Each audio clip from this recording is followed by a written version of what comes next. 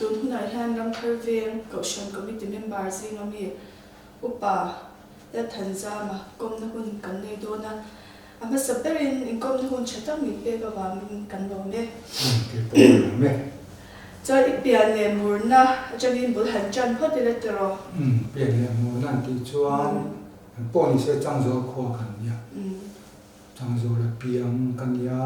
ka pa la thon lo ya pa chu kanu la boi sai lo ani a ti chuan changzo la hian kan seilia na tin unau hi pasari kan ya chuta milai chu kan ya ke lai mi pa som tak kan ya unau zinga a chen be takin ri ta ka ma ma se pathian in tu theng yan dam na te bi la pe ni hi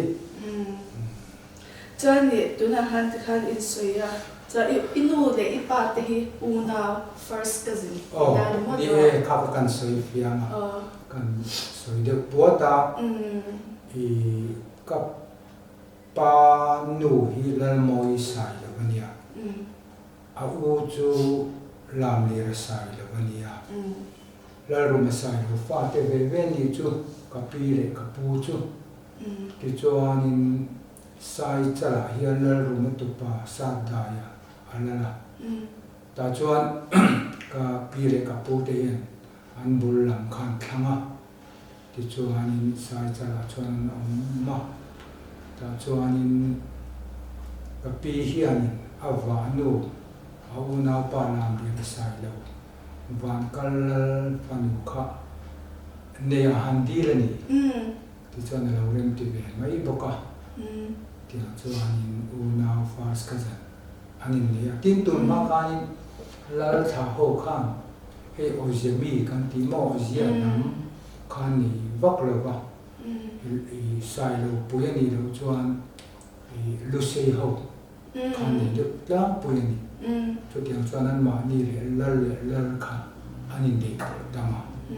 chu tiang ma chuan kan le ka pa po hi fast cousin kha anin ni je ni ma ya ka ma chani sai chal khwa khan nom ta tro chan an wa changzo khwa khan enge ipa ti khan enge am pen na chan kan soi thui de ma wa khala kha chu i kanu le ka pa ka pu chu sai lo ma pa ania tu pa ani poka an tu pa ni poka ti chuan he ta i la rum sai lo ka pu le ka pi te pa pu kha ti ya chu mi u chu poi poi ani a la rum o poi poi ma ram tlang do ha son la la ti chuan an tha kal zela khan van phunga a oma chu van phunga chu changzo la ti son alal to a ti chuan changzo khan an pui kha thi ta la maya chu mi nu chu alal kai chung ni ni a phul le na an kai phe ta ni ti chuan changzo le kon pui ver sa chu ram ro kha ni ta maya chuan alal kai chung ni thi nu khan po van phunga khan na la nu la me than ti thang mu ri pa chu kha nu pu ya ni ya ti chuan thang mu ri chu a van phunga fa pa oksara la bula a ma oksara la kala ta a pa thi nu khan mo nu khon da te lo khan in thang mu ri po khan fang tak khana enen ti thina tin oksara la po khan anu thang mu ri chu nu tak ang ene ene ti ya pathian thu oi ve ni a chu tiang chuan ni takin ama ki na chuan I oksara la khan anu pithang mu ri chu a kanu kapa te la tlang thin changzol kon pui ve la so I du phot chuan khwa ba sa tharula salam sonam ni opanga ti chuan in ni khon bol pa te poi chama atia pithang mu khan ni dom ta pe atia apasal van phunga omna tlang chu va chuan ve ta ni sa thar ta mo ta chuan pi thang mori chu mi kum chu sang sang ka ko som thum pa ko ania mi khan lak tam lewa pi thang mori khan a pasal van thuma chi le kuang sai tala mi ka pi le pu te khan am ti ria ti chuan in awacha phe ni ti chuan sai chal khwa ka pi le ka pu thin kha ka pa ki ro la in chang zo la chuan pi thang mori chuan a ko phia anom ta a ti chuan ka nu te ka pa te le pi thang mori te chu nu fa mai chang zo la chuan anom chau ta chuan ni chu te in sei zia ta la chuan pi thang mori chu chang zo lel ti chang zo la ni pa chu wa ni mo ma ka ma se chu van phung pa sal la ti nuwa van phung pa oksara la oksara lan chang zo la kha ba thu ti le ni chu chuan ni sai cha chang han ipa ha van kal lel fan hu ane ti khani sei ta na chuan ni chumi a cha sai cha la han in lo tok ti to e sang khat zakwa somli pathuma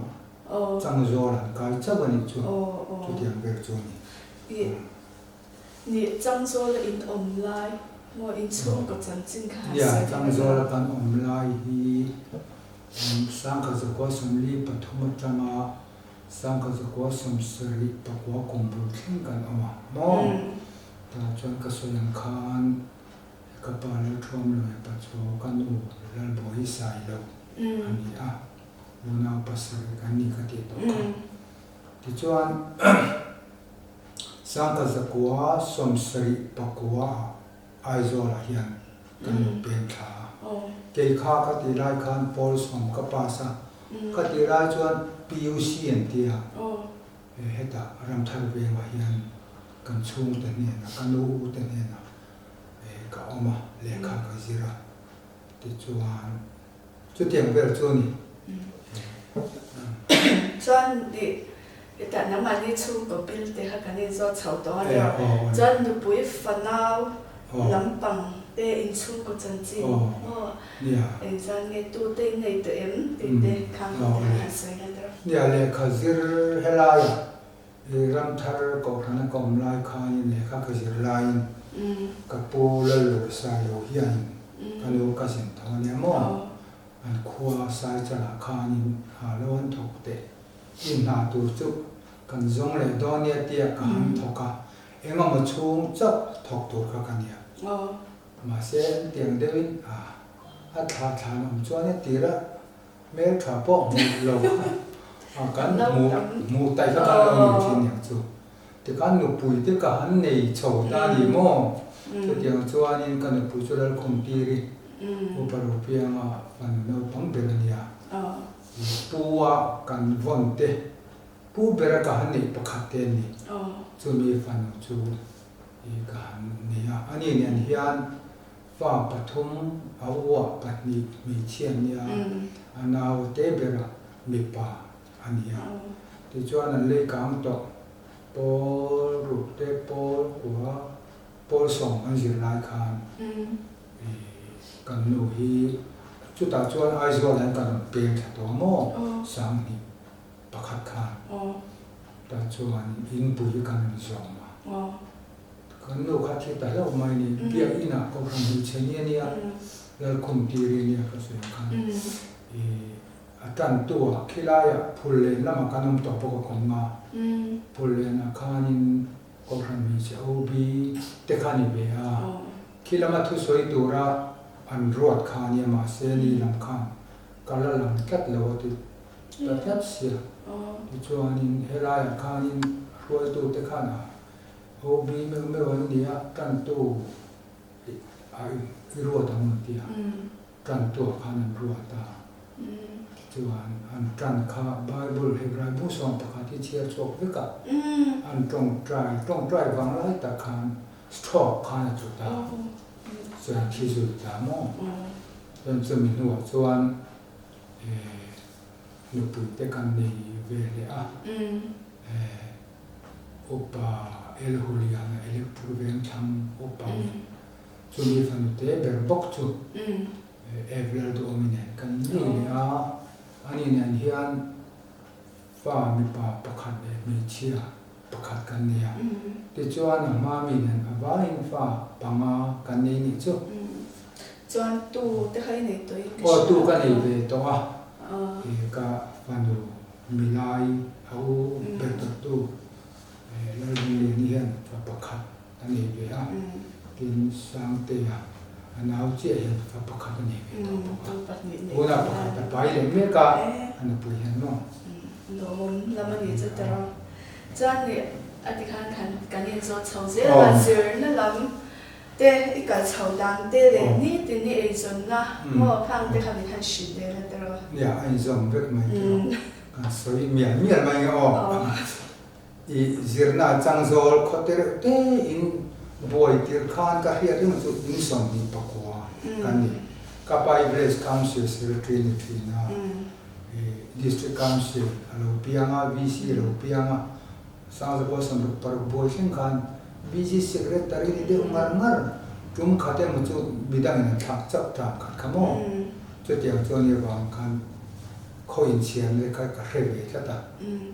in som bi pakwa sang ka ko sam paria ro cho ko chan kan ni ti chu anin primary school chau kha um thin chang zo ya ma chuมาเสสังกัดก็สมรูปปริยัติควรคงตาบุยบังคับสายจัลคอลีไลสีฟ้าสายจัลเรียบปุยเรียบปูรังค่ะจังโซลันคงตาพูดไม่นี่อินสมนิปกว่าจักค่ะอินจะอิสมมาเวรกันนิตานี่แต่เนี่ยข้อนี้ตู้ที่เขาจะมินเจ็บระลตาเด็กไม่ที่จวนพอลทุ่งกับพาสโต้ขดาค่ะสกุลเขากัดทีแล้วว่าสังกัดก็สมศรีสกุลขดามินันดินตากรุ๊ปขันโมกรุ๊ปปิ้งเซ็นเตอร์นี่ตัวตาจวนโพลีอันหังตาโพลีจุกันจิรุชาวเวที่จวนจุมีทางจวนมิดิลจุกัดชกตาคัติราจวนมิดิลสกุลฮีโพลสังเบลจุโพลรุกันยาโพลเลนะสังกันไว้ที่สังกันนี่จังโซลตังจวนโมจะที่หังจวนนี่ที่จวนเนี่ยก็สวยไม่เที่โลกันนุนก็มาเฮียนกันนุเลยกับป้าอันปอยหมอพวกอะปอยหมอมีปัทุมันออกมาบิดตะกินตัวนักการนี่มันรวยเชิงตัวปลีติดเดียงประคับจูprimary school กันเฮติสอุปราชทำฟ้าลานี่อ่ะกับกันติดถิ่นตัวมาจวนตัวมาตัวไล่สารนั่นทีก็กันทีจะเที่ยงหุ่นจูนิตาอุปทางฟ้านาวีกันอุปเบรียนปุยนี่เนี่ยมองจงจวนกันเม็ดเลยสวลตาอิติมาเกมาจวนที่จวนอันนี้ข้ามันกายรวยถาไปใจดำพิลติตักถ้ากันเนี่ยท่านยังไม่อเมริกามีทายอันเราเมื่อไรนั่นอุปทางฟ้าจงมองตัวน่ะจวนจะตัวนั้นปันตัวที่จวนจะมีว่ามิดเดิลสคูลนั่นดินคานผู้ซีวันรำลงเฮดมาสเตอร์เซนจงคอลสิบสคูลตั้งช่วงพอลเทมเตมาทุกพาสเล็กสิข้าสับต้องเทียไม่มาเทมาติกสัตย์ยังบอกดินอันนู้ขัดที่ราชอุปาลนี่นะว่าผู้เจมูชงนะจังโซรามีบอกโบราณเขาชอบเนี่ยสิปายาอินจิเนียร์นี่อารุณเป็นส่วนนะจุดการเสียทีตัวนี้ปกดินอันว่าพิจารณาคอมมิชชั่นตัวนู้นละอันปฐมจวนมิดเดิลสคูลจวนมินหัวจวนตานี่จวนที่จวนการเรียนรู้การเรียนเรื่องจวนอันนี้ปฐมบีกันติตาสกุลอันโซลฟามินเสียทีระเบียอินาหลังจากตัวนี้จะไปบอกกันวาร์เรนทีนั่นนี่ที่จวนพอมีเรื่องการชัวร์ขันการจะตีตัวพิจารณาคู่มีเตนักขันจันทินเดียวทอกันใจจุยตานี่เกี่ยวกับว่าเนื้อริมเวงำตกกันนี่จะตักจุมินมอจุดอย่างจวนขัดเตียงมีเล่ารวยตัวนักขันอันรวยสกุลเราปังอันกอลหัวขาตูนนูเจราพอเห็นนุ่นอุลกุลเราเข้ากันอมเราเอามาปลุกที่ปัจจัยทัวเห็นกันตามเราดามากันกัลตังปุยกัลเราเตปก zu le sa lam ti mia lo a veng paron a kho paron hi ani de holani me chia po chu ti bok an ni a chu mi ni wang chuan kanun kong a hian upathang khwala primary kan head teacher le puwan ram lo na te upa jemu chon le pizerman komite an lang re alo pui he ne chuan itna in ka chho na he che chuan middle school a chuan zir tir tu in Paul song pakhat lek ni kham ka mo e heta Aizol College a son kalut khania kan principal puro kam lo uparo kam lo ania atha khopa ka din mun ka sai khan e moro namala ma chuan private in sirla ela ma chuan regular in oma di chuan tram exam zong som khaka chher chok ve kan exam ka mo committee exam ma thakhat akha ka khatte ka thing thaจะเตียงจนนอดเทียนแต่ตาฮักกะลาที่ข้าอีป้าแต่เนี่ยปอยยังPUCกันกะลาเนี่ยนะจุดดอดเปลือกหันมอกันกะลาว่าที่ชวนอีกันติดตา BA ก็ชวกเจียMiddle School เจติตัวขันกันเฮ็ดมาสระชวกเวเลเจียบางอ่ะจุมีมุนาชวนมินดาถ้าตามปกก็เฮ็ดมันหลงมักดึงในการคัดราชการขันini sikul kha deficit arun ta tre mai ni chung jinga chuan ka thona middle school pon da high school kum khat le kan din po kha private kan din kha deficit arun da ti chuan headmaster amin la le ta chuan Sachal high school headmaster chu kan nita akum som pamalai kom asarkar thengin moจุดที่ชวนตาที่ชวนไฮสคูลเฮดมาสเตอร์ชวนกุมสองปังอากัทกะพูดเลยนะกับพี่เลี้ยกุมอากับอมาไอโซล่ะกันนั่นแต่ตาที่ชวน MA กับซิลเลตาน private ที่ชวนกับ pass result ชัวร์รัวกันเอาตัวเต็นreport นะตัวนั้น report ที่ชวน principal ตัวรักกบนะคะka muleta MPSC amo ti chuan principal khan ka kaisa mo beleta chuan principal khan kum engam zat ka beleta mo ka men zo haya school ki ka thoman nun berania mamita te kem haya school te eta central haya te ka thoka ti chuan government mizo haya ki kat bernani tatang kian joint director of department akalukta ka chau vele ya chuan report ka omlo joint director tangka additional director ka chau vele ya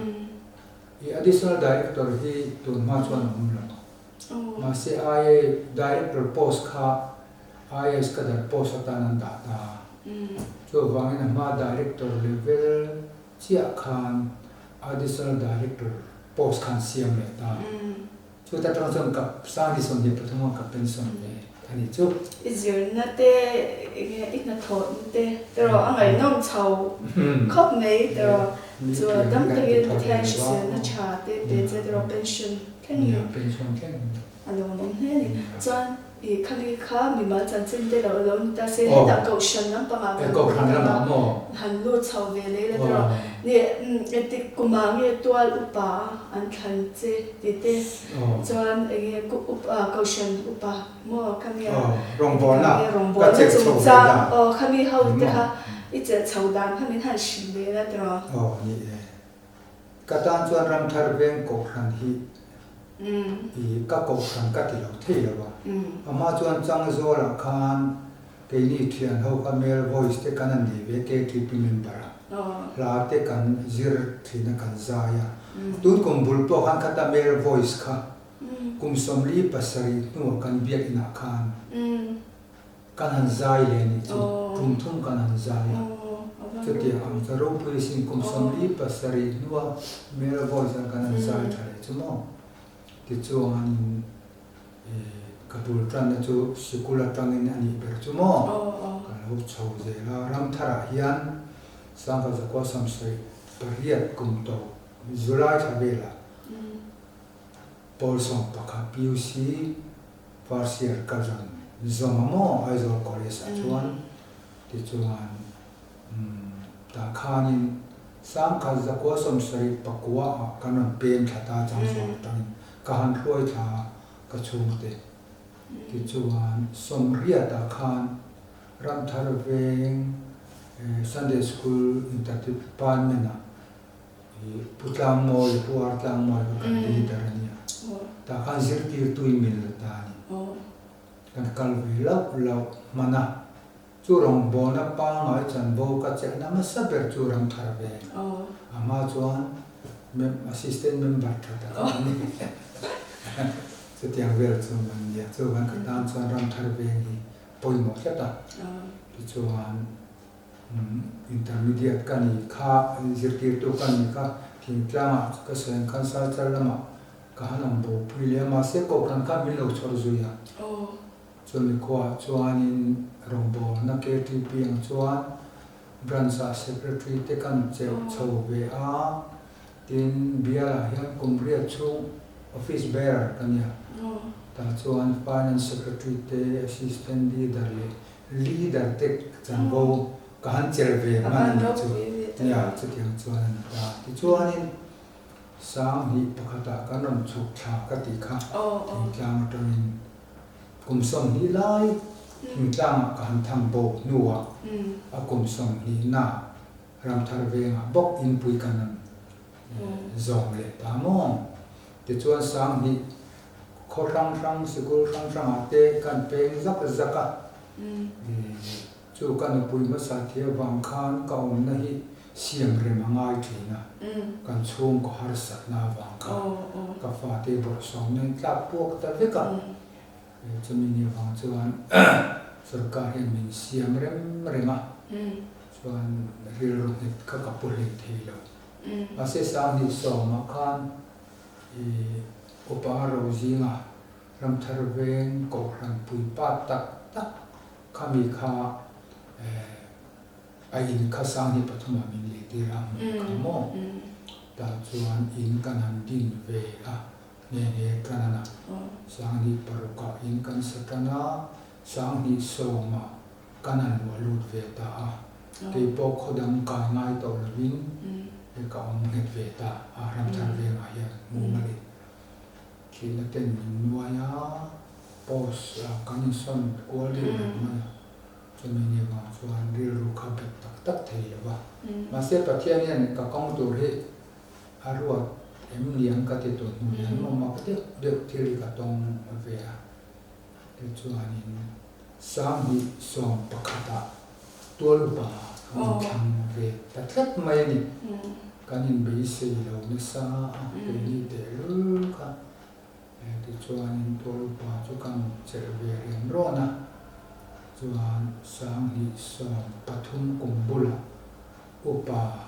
toran ti le ko ran ta chuan min thang kha mi kum ve October Haizo Central Presbytery za ko ran a thlenga ni thum khan ka ti lai moderator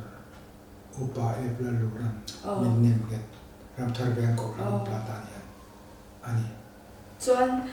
caution tuna ke mani caution lam thave caution a hian in chan vo te nge ichet to hote bia la te ponya ma tro kha a su chun zom le ze la tro ni ko mai pathian na tho i bu the ti sai na lo lam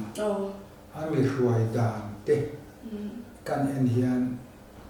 ka to na chung nu ma pathian khong na mu te le ai min ruai ni sai me ma ke kala tirima wa ma ko ka tirima ti chuanin ti khan u to pa kan ni khanin kan u pa senior ho hi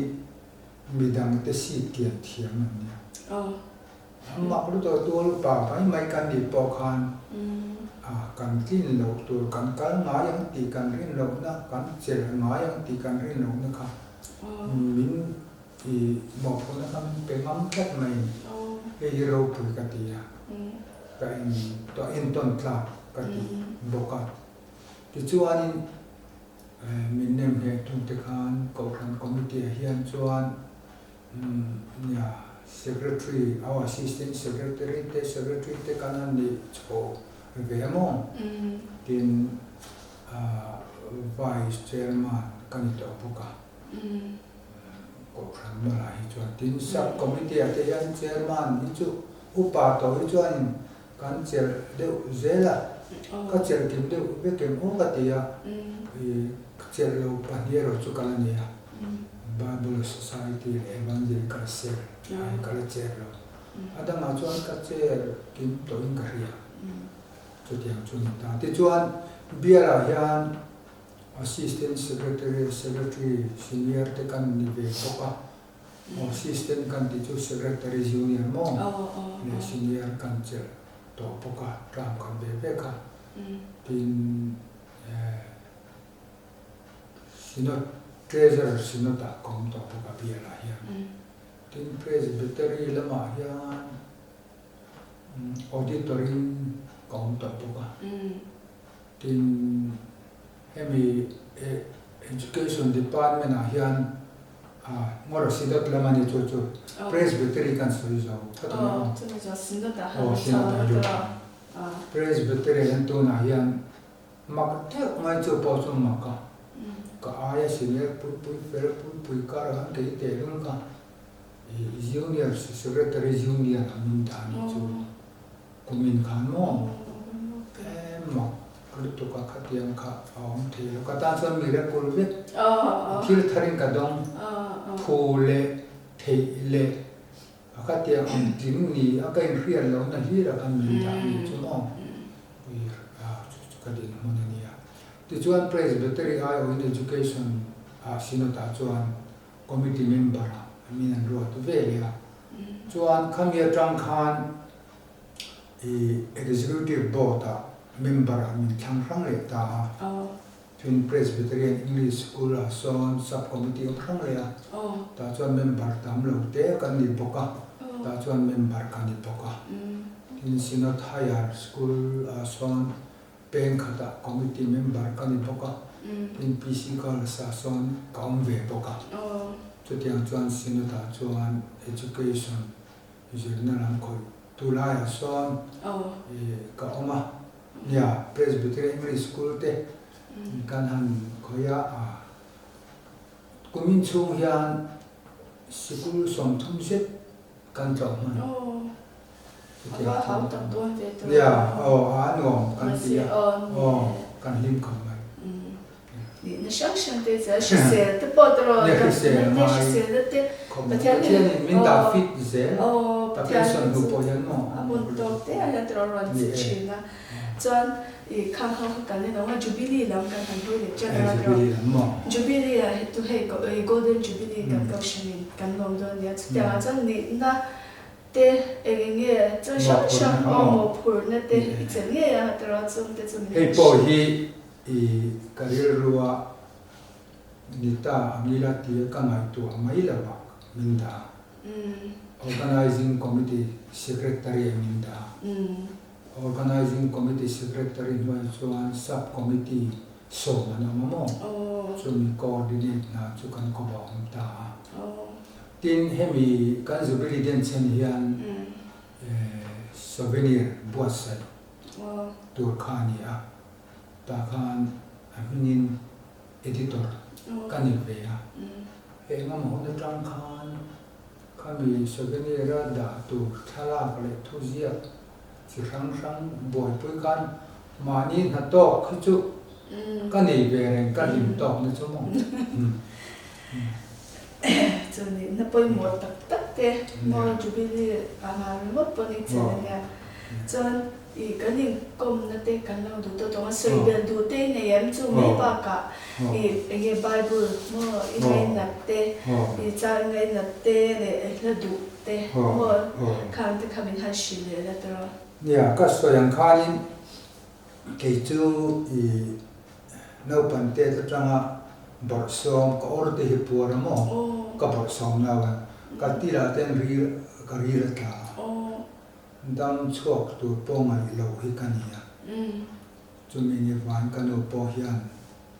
kan u nau ji ngai chuan a ri ru kala deu chuan ka ria tin kan no le ka pa chung chang kha han soi bel ka du chu ka ri ru min kai ruai tu ber chu kan no le ka pa thun ri te hin ta ka pa hian a war chu dik rin om sum le pa ya rin om kha a soi war bera chu tin tai ma chang zo la nu pi thang mu ri pa chu khai chang zo la chuan lua ya tai ma ber a de chin na chu van boy sabur tram lai po khan pathian khomai nei chu chia kan i ve chu rum khan kan thamani kapa chu ti anga mi tai ma soi ve chu nia bu fa hian min chom ani bera ti chu ani ya chu wang kapa style ka la tama mi discipline ani ya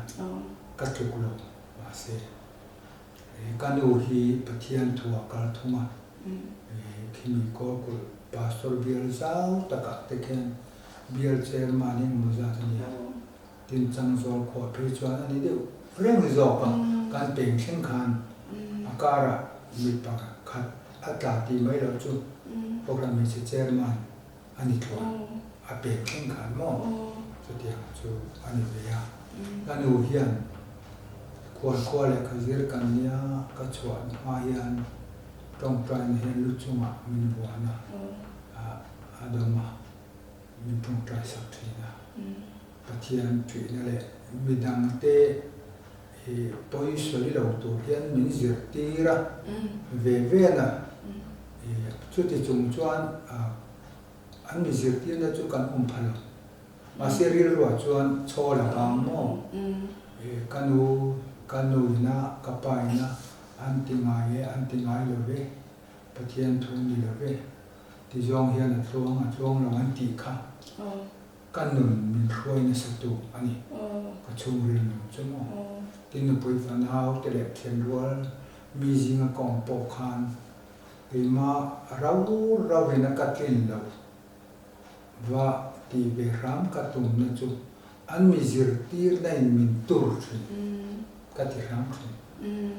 ke hi chu ka ram pui la Johnny, ich lange in der Bible trang du te ka han sei na tero. Han soi sual ta bin abu kan en nge o Bible o. Pan ni ber ti he pan ni kan e mo. Ber ti na har lo tero. Helai hi kan no ka ti u renga. Bible thu hian. Chan chin tra zo hana zia bung so pakha. Chang song hi panga thu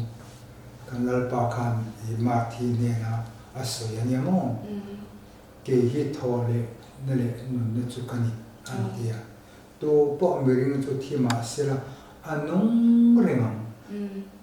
ari lu tu kamo anung rengam nunga piang in mi ring chu kum khuwa in an thi lawang ama ring tu te khachu thi ma sela nung reng do na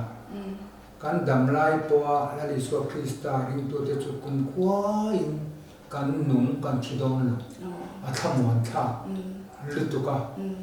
emi ka chia ri chuan voi kha thi chu ka u ku je ka thi nung mo tin kolosa yan moi te du de ka nei la khamiang de tho ka tirko pola thoko changin ta in thi to a han tia in nun na chu pathiana chuan kristan he na thuru kina umsia patiani han ngai to ala a him lu to ka kan nun na kamo pathiana ani phota pathiana chuan krista isuan te na kham thuru ani tani hemi ka do na chan kan soi lo mo kan soi lo mo ka ta te ne hian kan lo pol reng ti hi kan nun lim na thuru kani kan mangai kal ta tin a chan chu kan thi to Krista kha kan nun na kha thuru kin oma pathiana Isu Krista thuru ka om na Isu Krista chu tharawin ke ni a temple a in kan ni a ke ma ni hian che ngani mangai kal ta te kha van rama pathian rama an oma van ram om na pia nga Krista Isu kha oma Krista om na pia nga van ram om boka chu ti ni chuan ke ma ni tharawa hian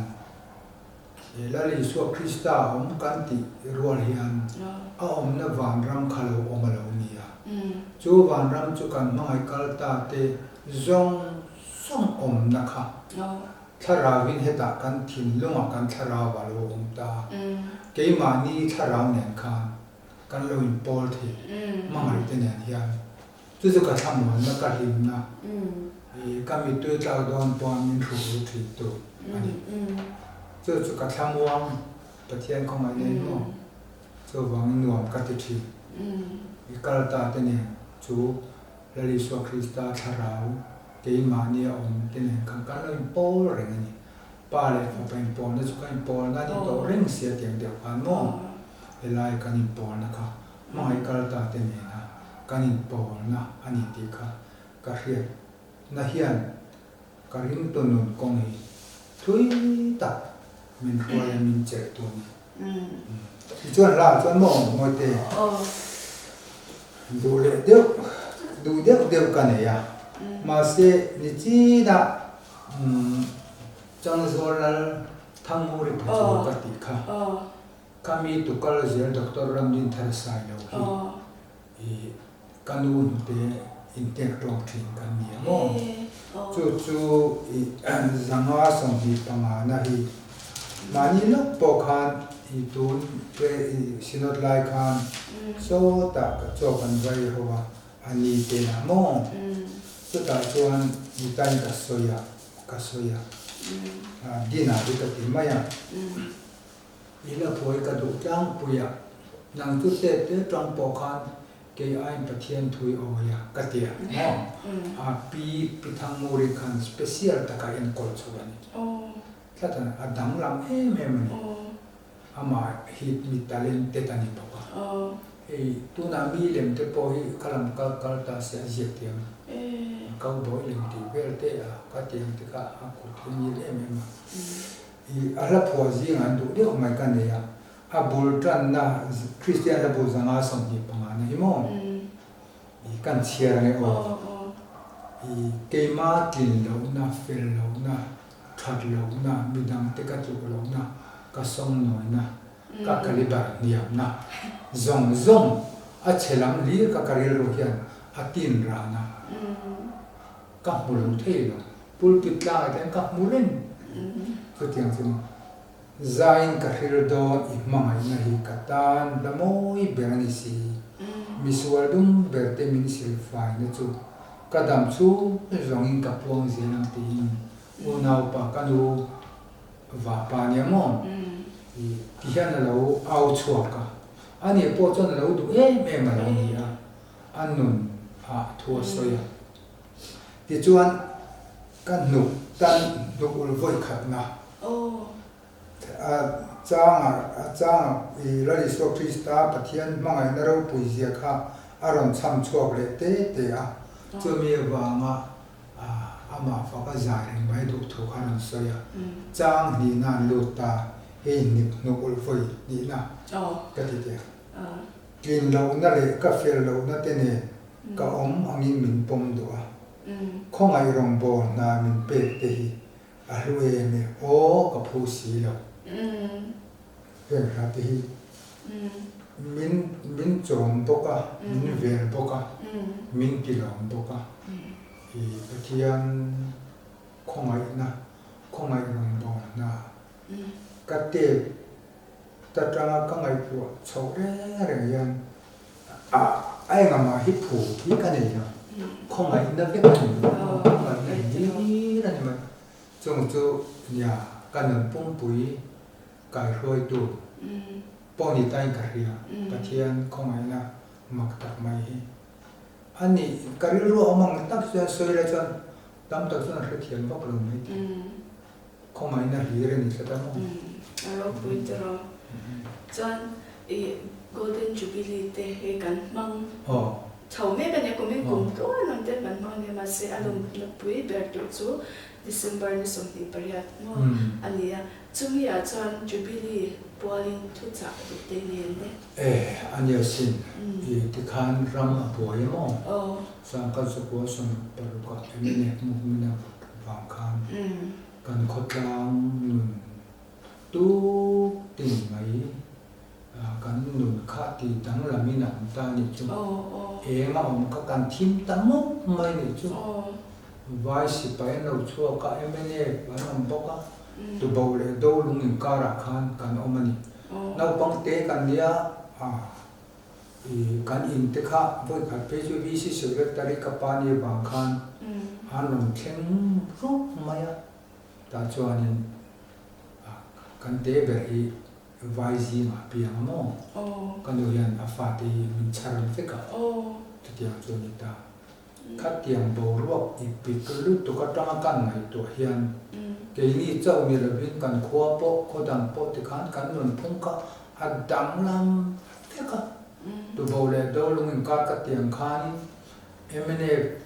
poi soi lau om bok si vai se pai poi soi lau om bok si vai se pai no kala ka tiang khan nun vo zot maya biagin amin kal khoma kan pa ten khaya le ling zong ten mo mar chamu ten mit te te khan an thak sakania khatiang ang khania poi soi lo tam tak emene patang point vai tang point I kan thi phani thi lo oma kan umreng nau pang kan dia vai nau kal ka lau lu to khi ka pumana ji ka ya chu ko ji chu tiang chuan mei khan mei chia kan nu kan pa nu la te la chu an do hun hun an pong suan mai ni ke ni kan khwa ka tiang kha om lo la pa mo tiang kha ni poi soi lo tam ta nun na an lak sakin ama ti chuan ni ka poi sabut te an re ta khorang khang atun ai zo la hian an tem khom ta en ram thar te po chung lai chuan electric ben chak lak na ni mo ho paru ji na te ho khan te khan khuang khan an tin ta ko khan te lo ding chho ta ti chuan lau na boy thim na boy om kha zoi te khan in rem na India sarkar le emane te khan an ni chawa ti han ko khan te po electric ben tamin farha takin kan an din chawa chu tiang chuan thima ta enga tiang deuh khan pathian rama khen na ram thar ve ngan tlata pathian rama khen chuan a khen na mi ring te po kha I thim na ai khan enga kan ang chuang chok ta ti chuan tu na kum som nga na ko khan hovin bul veng bul an tan zia te ko khan bul an tan zia te no tho ke mi zia te no pe na sa zia te ke ni an par kan tla na tu na yan chu mi kum som nga na kan an mang tu ra chuan a thu cha lam ai mai kan upa kalta te ka karil ruwa aria renga ti yan khala te o ka khoya ton la chu tin ma ka ti ko le ve la mo ka te ma ri ro khan a cham renga an ni te khan van ra tang gen an mo ka ma ko khan ho wa thara vi ni chi na ka sen khan kan in pol renga kan in pol zelang kan bi ani tak ni som ki pariat te kha lo cheng ngei to ra ngai la pathian hi chen hi min ruai to wa pathian rama lo cheng ze la lo ring cheng ze la tharau chiang rin ko ran ho min siam thar ze la ma lim ta ka mang tu rin tu na tang hian ko ran ho te po in bo sai hi tu ka ti tak sai ra ma mo